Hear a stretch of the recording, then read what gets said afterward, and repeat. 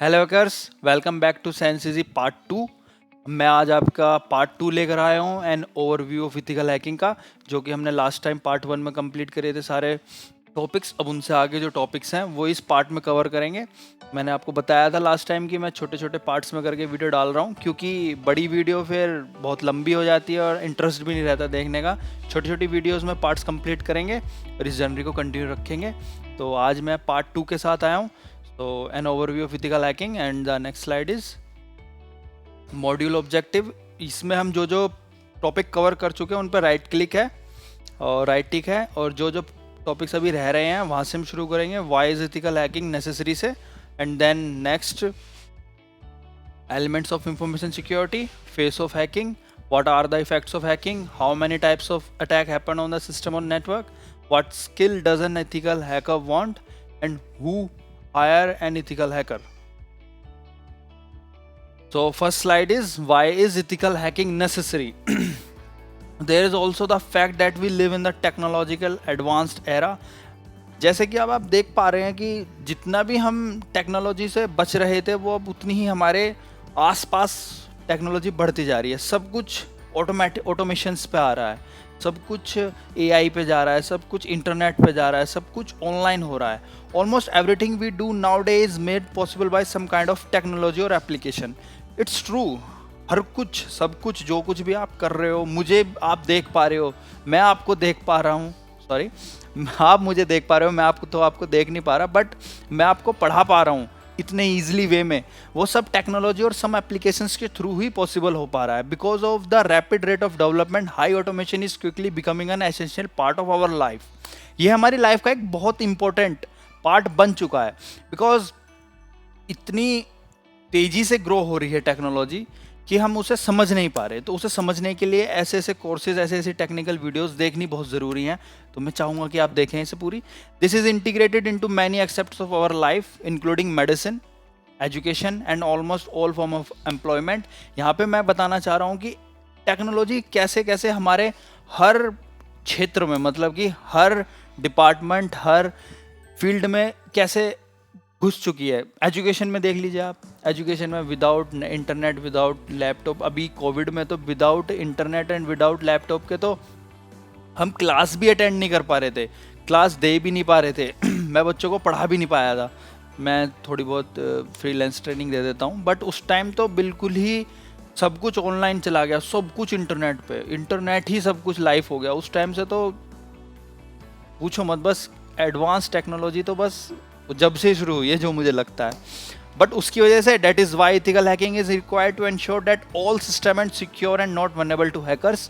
जैसे उस टाइम की वजह से सब इंटरनेट पर शिफ्ट हुए, सब टेक्नोलॉजी पर शिफ्ट हुए, हर कोई ऑनलाइन चला गया, उसी वजह से रिस्क एंड वल्नरेबिलिटीज भी बढ़ गई। उसी वजह से इथिकल हैकिंग भी बहुत ज़्यादा डिमांड में आ गई। As there as a lot of hacking attack happen everywhere these a day. As a result, there is a high demand for ethical hackers. आपने सुना होगा, जब से टेक्नोलॉजी इंप्रूव हुई है तब से हैकिंग अटेम्प्ट्स, बहुत से केसेस, फ्रॉड केसेस, अभी उसका अकाउंट हैक हो गया, अभी उसका बैंक अकाउंट हैक हो गया, किसी ने ओटीपी शेयर कर दिया गलती से, किसी ने सोशल इंजीनियरिंग कर ली, किसी ने मैनिपुलेशन कर दिया, किसी ने फिशिंग अटैक कर दिया। जब से इंटरनेट टेक्नोलॉजी इंक्रीज़ हुई है तब से हैकिंग अटेम्प्ट्स भी इंक्रीज़ हुए हैं। दैट्स वाई इस वक्त डिमांड ऑफ इथिकल हैकर्स की बहुत ज़्यादा है। और इस मॉड्यूल में मैं आपको बताऊंगा कि किस वे में डिमांड है, क्या क्या ट्रैक्स होते हैं, किस किस तरीके से इथिकल हैकिंग की जाती है। हम सब कुछ करेंगे धीरे धीरे इस मॉड्यूल में cover. And the next slide is elements of information security. यहाँ पे मैं आपको बताऊंगा कुछ एलिमेंट्स, कुछ मजबूत पिलर्स हम कह सकते हैं इंफॉर्मेशन सिक्योरिटी के। 5 पिलर्स हैं यहाँ पर, आप कहीं भी सर्च करेंगे 5 पिलर्स ही मिलेंगे, बट मैं आपको इन्हें एक्सप्लेन करूँगा। First one is confidentiality, second one is integrity, third one is availability, fourth one is authenticity, and the last and the fifth one is non repudiations. First one आता है confidentiality. Confidentiality ensure that the information is only available to those who have been granted read and write access. Confidentiality means जिसको भी उस information को read and right करने का access है Protecting confidentiality can begin with defining and regulation information access level both internally and externally. ये internally और externally दोनों तरफ से होता है. इस पे one part access नहीं करता, मतलब एक ही आदमी, एक ही पर्सन इस पर रोल नहीं करता, दोनों तरफ से होता है. And confidentiality can also be control by the data classification and data encryption. And when data access is restricted and secret, the odds of information being hacked are minimal. हम इसको समझते हैं व्हाट्सएप एंड फेसबुक के through. कैसे confidentiality WhatsApp पे अभी आपने 2 years एगो अभी फेसबुक और व्हाट्सएप पे केस चला था. कॉन्फिडेंशियलिटी का केस था वो. उस पे था कि जो भी हम मैसेज करते हैं किसी को, उसे और कोई रीड नहीं कर सकता, उसके कोई और एक्सेस नहीं कर सकता, राइट उसको चेंज नहीं कर सकता. तो उस पर व्हाट्सएप एंड फेसबुक ने बहुत बड़ी कांग्रेस मीटिंग हुई थी. उस पर बहुत बड़ी सफाइयाँ दी उन्होंने कि हमारा जो नेटवर्क है वो फुल्ली सिक्योर्ड है, उस पर कॉन्फिडेंशियलिटी 24 बिट 246 बिट इंक्रिप्शन है, एंड टू एंड इंक्रिप्शन है. आपने सुना होगा व्हाट्सएप यूज़ करते हैं आप, उसमें एंड टू एंड इंक्रिप्शन आता है. वो कॉन्फिडेंशियलिटी है. इसमें 2 पार्ट्स होते हैं. एक तो ओनर होता है, एक रिसीवर होता है, एक सेंडर होता है. ओके, रिसीवर जो मैसेज एक्सेप्ट कर रहा है और सेंडर जो मैसेज सेंड कर रहा है. तो सेंडर ने जो मैसेज सेंड करा, जैसा वो भेजा है, तो उसको जो ओनर है वो बीच में देख तो नहीं रहा. वो सेंडर से चला और रिसीवर तक डायरेक्ट पहुंचा. उसके बीच में किसी ने भी उसको रीड एंड राइट एक्सेस नहीं करा. That's the part of confidentiality in information security. Next one is integrity. Integrity refers to the reliability Integrity refers to the reliability of data or resource in terms of preventing unauthorized or improper modification. यहाँ पे word आया है modification. Integrity होता है कि जो data, जैसे receiver और सेंडर है, जो डाटा रिसीवर से चला वो सेंडर तक बिल्कुल उसी फॉर्म में गया है जिस फॉर्म में रिसीवर से वो सेंडर से चला था. मतलब मैंने आपको हाय भेजा है तो वो आपके पास तक हाय आया है, उसको किसी ने बीच में हेलो तो नहीं कर दिया. That's the part of integrity. This is a critical component of data hygiene, reliability and correctness, since it ensures that only authorized individual can change, add or delete data. अब आपने एक फंक्शन और देखा होगा व्हाट्सएप में, you can delete also sending message. मतलब कि एक ऑथराइज पर्सन, जो सेंडर है वो एक ऑथराइज पर्सन है उस अकाउंट का, वो कैन चेंज, एड और डिलीट द डाटा. वो ही सिर्फ उसको चेंज, एड और डिलीट कर सकता है. That's the part of integrity. Next one is availability. Availability क्या होती है? When availability indicates the availability of system and data to sure when they are required. Means required. आपके पास एक information है. It's the most important information for you, for your organization, for anyone. But ensurance that the system in charge of transmitting, storing and processing information are available when the authorized person needs them, including during power outage or natural disaster. Means आपके पास कोई information है, okay? आपको बहुत important information है, but कभी ऐसा हुआ कि आपने उसको इतना secure करा कि आपने उस पर encryption लगाया, folder lock लगाया, data encryption करा, device encryption कर दिया, उस पर एक BitLocker लगाया, विनजिप करके पासवर्ड लगा दिया, बट आपको उसकी जब अवेलेबिलिटी, जब आपको उसकी ज़रूरत पड़ी, वही डाटा अवेलेबल नहीं हो पाया, तो उस डाटा का फ़ायदा क्या हुआ? when you required the data, तो उस वक्त वो डाटा आपको अवेलेबल होना चाहिए. It's the most important part of information security. अगर वो डाटा अवेलेबल ही नहीं है तो उसका फ़ायदा क्या? अगर आपको व्हाट्सएप अकाउंट की आपकी ज़रूरत पड़ी, आपको किसी को बात करनी है, फेसबुक की ज़रूरत पड़ी, जीमेल की ज़रूरत पड़ी कि मुझको मेल करना, और जीमेल सर्वर कहते हैं अभी अवेलेबल नहीं होने का, भाई अभी हमारे पास बहुत सारे सिक्योरिटी फीचर हैं, वो सारे फेजेस को आप कंप्लीट करो, या फिर हमारा सिस्टम अभी हैक हो सकता है, हम आपको नहीं दे रहे. तो availability is the most important thing. आपको अवेलेबिलिटी होनी चाहिए, अवेलेबल होना चाहिए वो data. Next one is authenticity is the assurance that a communication, transaction or other exchange of information originated from the source claimed. मतलब वो एक रिलायबल सोर्स से आ रहा है, मतलब कि वो एक ओरिजिनल है, सत्य है वो, The authentication procedure include more than one form of identification such as password, keycard and biometric identification technologies such as fingerprint scan, hand geometric scan और retinal scan which can also offer an authentic user. आपने देखा होगा आधार card में आजकल सिर्फ आपके fingerprint और retina है, उस आधार कार्ड उस नंबर पे किसी और का बायोमेट्रिक नहीं चल सकता, किसी और का रेटिना स्कैन नहीं चल सकता. That's the power of authenticity कि हाँ यही वो ओरिजिनल पर्सन है जिसको एक्सेसिबिलिटी है उस आधार कार्ड के इंफॉर्मेशन को यूज करने की. Authentication allow us to confirm authenticity and proof of identity is required for authentication. वो कंफर्म करता है कि यही वो एक प्रूफ है, यही वो एक आइडेंटिफिकेशन है कि ये डाटा वहां से है. Authentication allows us to confirm authenticity and proof of identification is required for authentication. आपको ये पता करने के लिए कि हाँ ये रियल है, उसके लिए भी आपको एक प्रमाणिक मतलब प्रमाण की जरूरत पड़ती है कि हाँ ये वही है.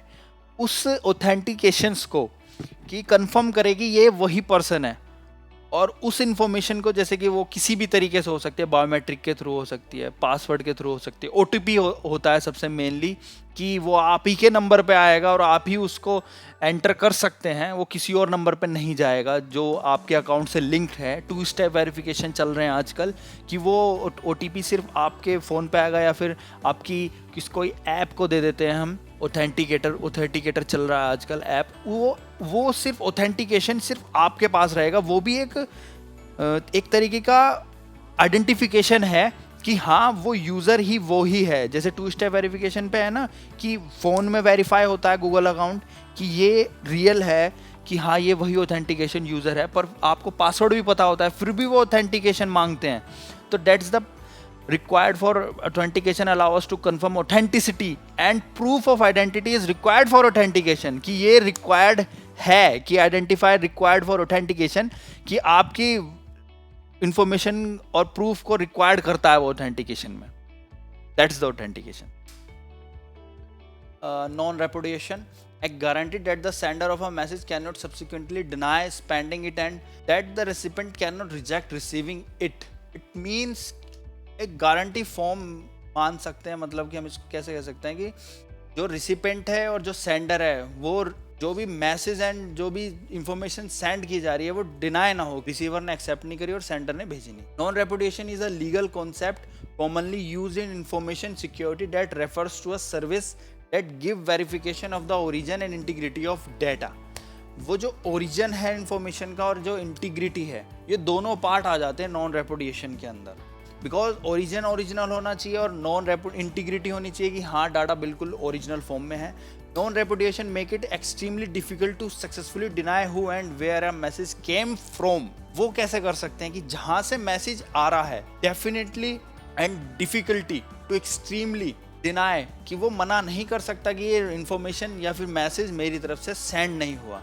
वो डिजिटल सिग्नेचर आपने कॉन्सेप्ट सुना होगा कि डिजिटल सिग्नेचर क्यों होते हैं. वो डिजिटल सिग्नेचर इसलिए ही होते हैं, वो डिजिटल फॉर्म में एक गारंटी लीगल फॉर्म होता है जो हर सेंडर मैसेज के साथ लगता है कि मतलब कि जो भी रिसीव करता है वो डिजिटल सिग्नेचर के साथ रिसीव करता है उस मैसेज को. उससे ये पता चल जाता है कि सेंडर ने जो सेंड करा था वो ओरिजिन है, वो कहाँ से आया और किसने भेजा और उसकी इंटीग्रिटी क्या है, और उस मैसेज को भेजने वाला यही वो पर्सन है. एंड रिसीवर उस डिजिटल सिग्नेचर को एक्सेप्ट करता है एंड वो डिनाई नहीं कर सकता कि मैंने वो एक्सेप्ट नहीं करा. It's called non repudiation. And the phase of hacking. अब हम पढ़ेंगे कि हैकिंग के कुछ फेसेस होते हैं कि वो किस किस स्टेप्स में बढ़ती है आगे, उसको कैसे कैसे करते हैं. उसमें हमारे 5 फेस ऑफ हैकिंग है. First one is reconnaissance, second one is scanning, third one is gaining access, fourth one is maintaining access, 5 one is clearing tracks. First one, reconnaissance. Reconnaissance is the initial data collection process for an attacker to gather information about the target prior to launching an attack using various tactics and tools. An attacker task is made easier by gathering knowledge about the victim. Reconnaissance word is footprinting का opposite कह सकते हैं, but reconnaissance में attack form बहुत ज़्यादा होती है क्योंकि ये वर्ड पहले तो आप इस वर्ड का मतलब समझो ये वर्ड आया कहाँ से. ये वर्ड आया है मिलिट्री बेसिस, मिलिट्री से आया है वर्ड. रेकनेंस, वो जब भी किसी भी एरिया पे अटैक करते हैं तो वो पहले उस एरिया का रेकनेंस करते हैं।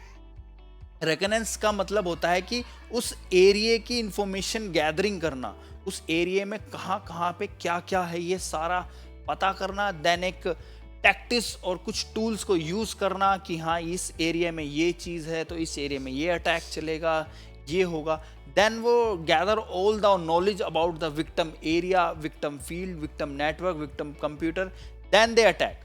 It could involve identifying the target, determining the target IP range, networks, DNS, domain name system information, which domain they are using, and creating a network map. They create a full network map कि कहाँ पे कौन सा server है, कौन सा network पे कौन सा कंप्यूटर है, कहाँ पे उनके किस किस कंप्यूटर पे क्या कौन सी फायरवॉल है.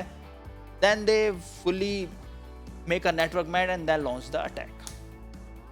There is a two type of reconnaissance. First one is active and second one is passive. जैसे फुटप्रिंटिंग होती है वैसे ही रिकनेंस में भी दो टाइप होते हैं. First one is active reconnaissance. You know what is active reconnaissance? Is the gathering of information through direct interaction with the target.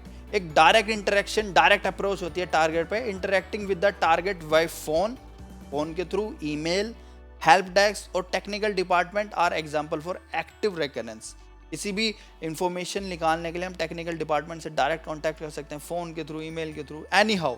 It's called active रेकनेंस.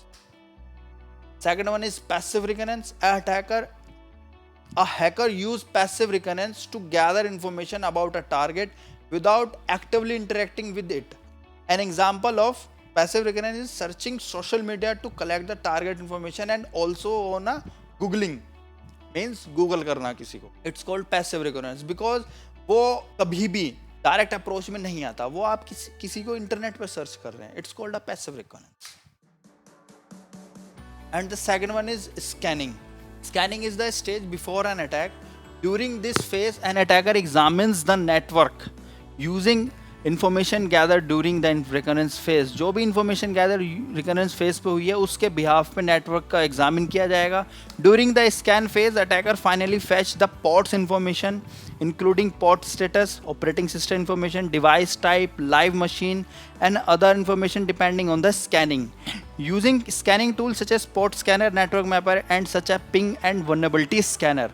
हम scanning में सब कुछ scan करते हैं. जैसे कि आप देख रहे हो पोर्ट्स कौन कौन सी ओपन है, अवेलेबल है, सिस्टम कौन से हैं, ऑपरेटिंग सिस्टम कौन सा यूज़ कर रहे हैं, डिवाइस टाइप कौन सा है, लाइव मशीन कौन सी है, and depending on the scanning कि हम किस टाइप के स्कैनिंग टूल यूज़ कर रहे हैं, कि नेटवर्क मैपर यूज़ कर रहे हैं, पॉट स्कैनर यूज़ कर रहे हैं, वल्नरेबिलिटी स्कैनिंग कर रहे हैं, पिंग कर रहे हैं. It's depend on your software. तो हम उसके थ्रू स्कैनिंग करके हम टारगेट की सारी इंफॉर्मेशन गैदर करते हैं.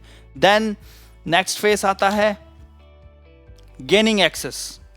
फिर हम उस इंफॉर्मेशन को यूज करके एक्सेस गेन करते हैं. Just like the hacker takes control and on an operating system.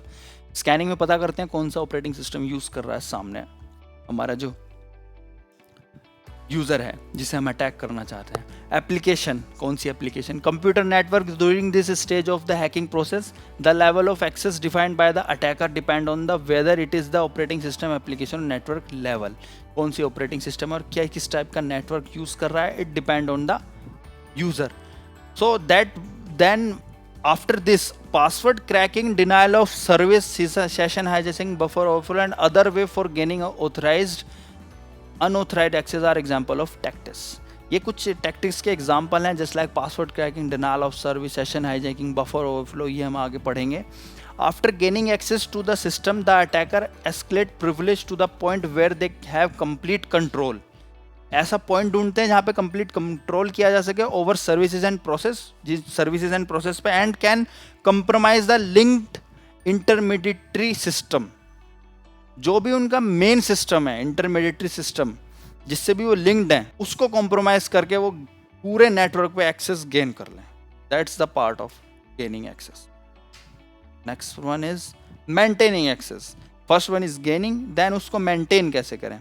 The maintaining access phase occurs when attacker attempt to retain access, ownership and control over compromised system. The hacker usually strengthens the system in order to prevent it from being accessed by the security personnel for some other hacker.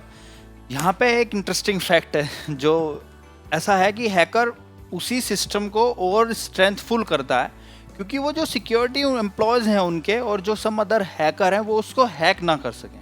To maintain control they use backdoor, rootkits और Trojan. Means जब हम किसी भी जगह पे अपना access control करना चाहते हैं, मेंटेन करना चाहते हैं, तो हम पहले उसे सिक्योर करेंगे, अपने अंडर कंट्रोल करेंगे. तो उसी पर्पस के लिए यहाँ पे हैकर उस सिस्टम को और सिक्योर करता है कि उस कंपनी के, उस ऑर्गेनाइजेशन के सिक्योरिटी एम्प्लॉयज होते हैं, पर्सनल होते हैं और सम अदर हैकर्स होते हैं, वो उसको दोबारा से अपने कंट्रोल में ना ले सकें.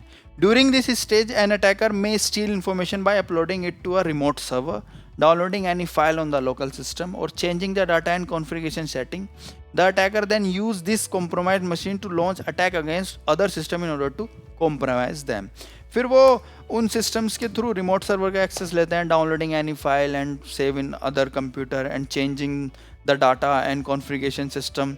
Then they also compromise other system using their own system, and it's loophole and maintain the access on the network, and they used organization system to hack all the system in organization. वो उसी system से फिर सारे system को hack करते हैं उस organisation के, and they use the information to change and for other purpose.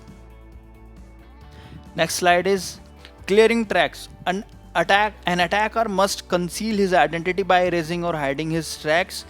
वो अपने आइडेंटिटी को छुपाने के लिए सारे जो भी ट्रैक्स हैं, जो भी उसके करे हुए उसने हैकिंग अटेम्प्ट्स करे हैं, जो भी वो ट्रैक्स रह जाते हैं, उन सबको क्लियर करेगा. Clearing traces is technique used to conceal unwanted activity. जो भी अनवांटेड एक्टिविटी छिपाने चाहते हैं उसको छिपाने के लिए they clear the tracks. If attacker want to carry out their plans and get anything they desire without being detected, they must erase all footprints and evidence that could lead to their identity.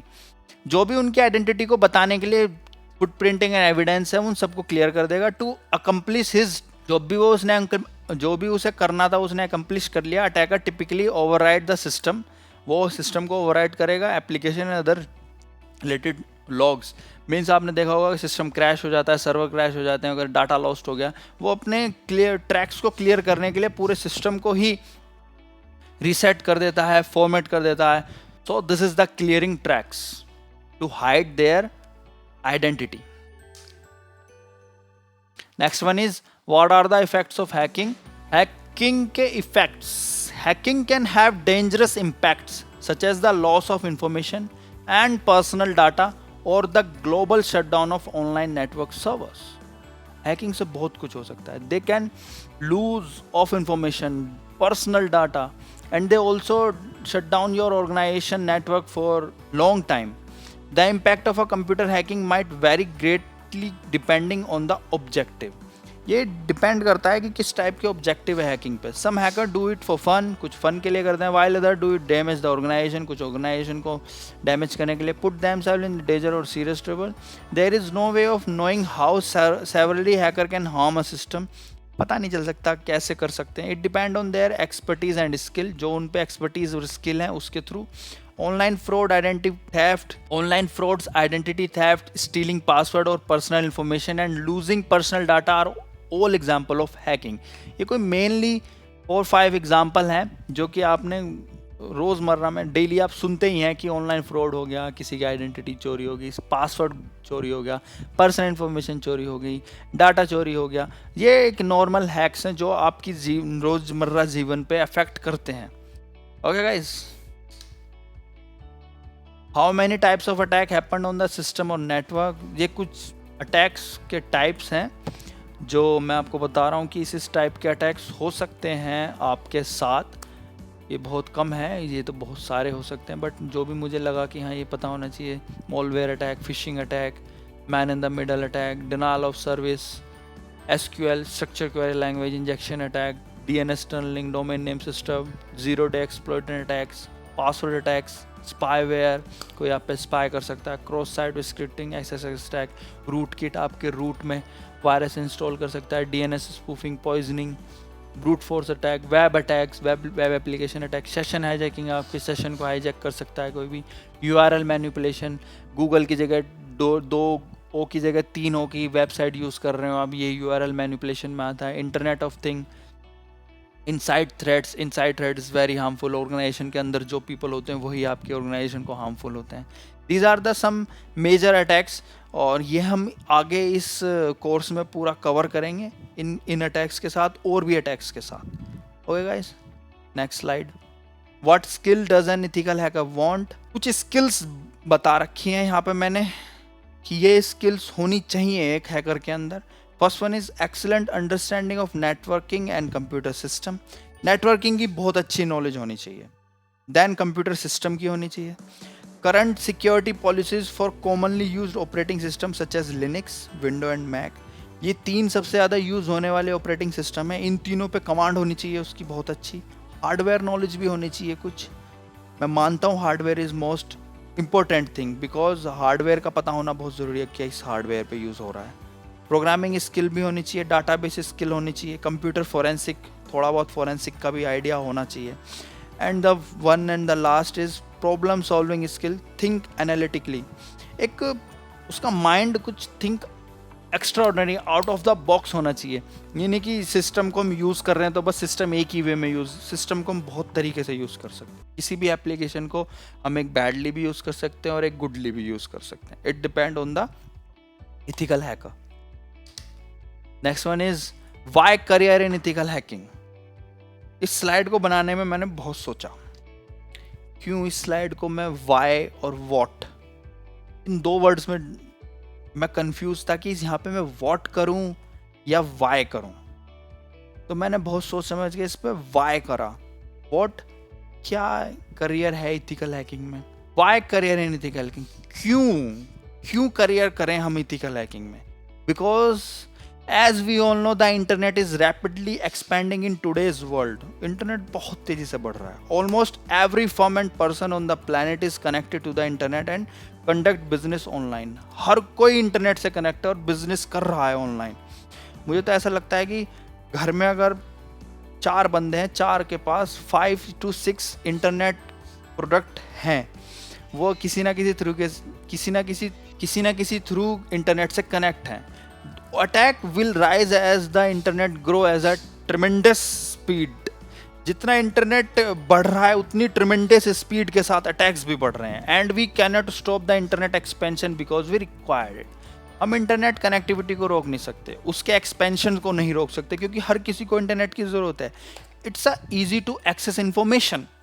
कुछ भी information हम internet के through कभी भी कहीं भी पढ़ सकते हैं, पता कर सकते हैं। That is why everyone require internet security, ethical hacker, cyber security. Nobody wants to be target of a hacker. कोई भी हैकर का टारगेट नहीं बनना चाहता। Every day a hacker creates and discover a new vulnerability. मैं और आप इस वक्त बात कर रहे हैं, आप मेरी वीडियो देख रहे हैं, मैं आपको पढ़ा रहा हूँ, इस वक्त भी कोई ना कोई हैकर एक नई वर्नेबिलिटी डिस्कवर कर रहा होगा। और रैंसमवेयर वो कुछ ना कुछ कहीं ना कहीं ऐसा रैंसमवेयर बना रहा होगा या फिर कहीं क्रिएट कर रहा होगा जिससे वो रैंसम मांग सके, फिरौती मांग सके। That mean more ethical hackers are needed to put a stop to it. That's why career in ethical hacking. अगर आप विक्टिम नहीं बनना चाहते, अगर आपकी फैमिली में विक्टिम बनते हुए नहीं देखना चाहते, तो इसलिए आपको इथिकल हैकिंग करियर चूज करना है। Because internet is growing tremendous speed. Tremendous means बहुत तेज़ी से, बहुत फैल रहा है। इसको अगर अभी से ही सिक्योर नहीं किया गया तो ये बहुत ही आगे जा करके बहुत ही डेंजरस हो जाएगा। That's why career in ethical hacking is important. Next slide. Some job title in ethical hacking. जब भी मैं कुछ इथिकल हैकिंग की बात करता हूँ तो सब पूछते हैं, भाई हैकिंग की कोई जॉब भी है क्या? हैकिंग में कोई जॉब है? इथिकल हैकर कोई जॉब होती है क्या? मैं कहा इथिकल हैकर कोई जॉब नहीं होती, पर एक डेजिग्नेशन होता है, उसके बिहाफ में बहुत से जॉब टाइटल्स होते हैं। मैं आपको कुछ जॉब टाइटल्स के बारे में बताता हूँ। Some job titles are for career option. First one is network security consultant आता है, जो कि नेटवर्क को ध्यान से रखता है कि हाँ नेटवर्क किसी भी हैकर और अटैकर के थ्रू वल्नरेबिलिटी फाइंड आउट ना हो, उसको सिक्योर रखता है। इन्फॉर्मेशन सिक्योरिटी, आपकी इन्फॉर्मेशन सिक्योरिटी ऑडिटर होता है, वो ऑडिट करता है कि हाँ पूरे सिस्टम की जो भी इंफॉर्मेशन है वो सिक्योर है, और एक एनालिस्ट होता है जो कि उस ऑडिटर को एनालिस्ट करता है। Then chief information security officer होता है जो इंफॉर्मेशन सिक्योरिटी का चीफ होता है। Then vulnerability assessor, vulnerability find out करने वाला, ये भी एक जॉब रोल है। And then the last one is penetration tester, it's called pen tester, जो कि उस वल्नरेबिलिटी को फाइंड आउट करता है एंड पैच करता है। These are the some general job role for ethical hacker, ethical hacking. इसके बाद आप बहुत से जॉब रोल्स हैं जो आप जाएंगे नेटवर्क पे, and you have so many things to explore ethical hacking. And the next one is Sense Easy, we sense security. Thank you for watching and thank you to give your special time for me. कोई भी query है WhatsApp पे direct message करो, comment करो, like करो, subscribe करो, and thank you. अब हम मिलेंगे नेक्स्ट वीडियो में। Good bye.